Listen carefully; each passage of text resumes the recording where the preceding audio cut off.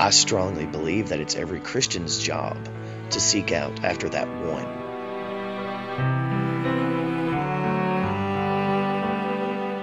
When I first started doing ministry and preaching, and I was licensed a Baptist preacher, and I was going to a Baptist Christian college, I tried the whole, typical traditional method, and, I was doing the, Sunday church services and focusing on the church people, and I felt empty. And the more I kind of became who I am and realized who I was, supposed to be, and realized who Tony actually was, the more I realized that the church really didn't want me involved a whole lot. Even though I was brought up in the church, I was raised by the church, I am as much of a product of the church as anybody else out there. And in that transition from being kind of like the church's favorite son to being kind of the black sheep of the church, I've noticed that, there are hundreds, if not thousands, of preachers out there that are preaching to the churchgoers, the people that are their middle class, your traditional, your perfect church citizens that, we tend to look at. But there's not a whole lot of people that are willing to go to the one, to go to the street, go to the ones that the churches don't look at. But yeah, whenever you get a group of people and they look good together, they fit good together, and, they get comfortable, they get cozy inside their group, their clique, their church, and then you try to bring somebody from the outside that maybe not necessarily lives as clean of a life, they don't look as proper and prim, and they don't look as clean. When you throw that in the mix of things, then you get some people that feel uncomfortable. You get situations that you might get questions brought up that aren't comfortable to answer, like questions about sex or homosexuality or suicide or drugs or alcohol, and you get those kind of questions raised up. And then you've got these people that are used to living comfortable with an uncomfortable question. And so the problem with the church is that we've gotten too comfortable. And I do everything I can to make sure that myself, my family, and those involved with Xtreme Fire Ministries are as uncomfortable in ministry as we can be. I've been, knelt down in, puddles of beer on streets praying with people.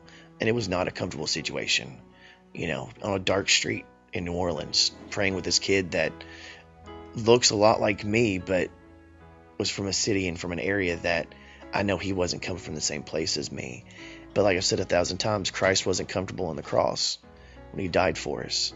I strongly believe that it's every Christian's job to seek out after that one. Because if you reach just one person in your life, that one person might be the one. They might be the next Billy Graham. They might be the one to start a revolution in this country. Our generation and the younger generations, they're not content with just a weekly worship service. They're not content with just meeting inside of a church. They see the flaws inside the church. They're not happy with that. They're hungry.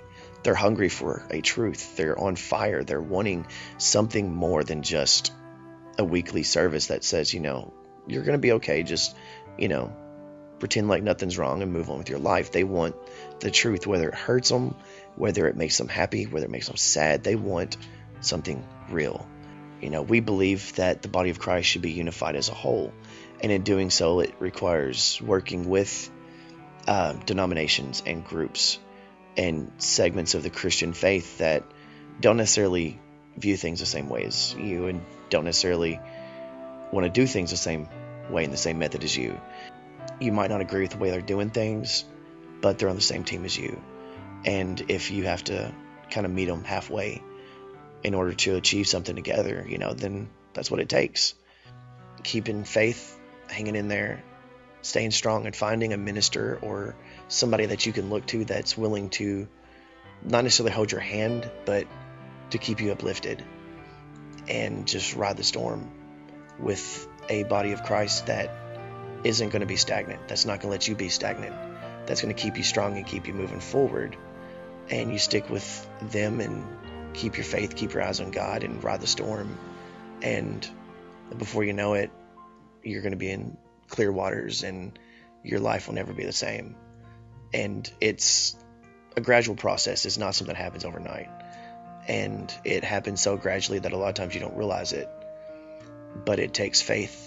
But it also takes being involved in a body that is going to keep you uplifted and not let you backslide and not let you be stagnant, but make sure that you have a place. And so I strongly urge people that, No, try to find that, you know. And a lot of times, sometimes it's just through email, you know. Sometimes it's actually being involved and being there, but keeping your faith and realizing that you're not alone, that there are plenty of Christians out there. They're just looking for that one person that's got enough guts to stand up and speak a voice. And once that happens, then there's others that'll follow.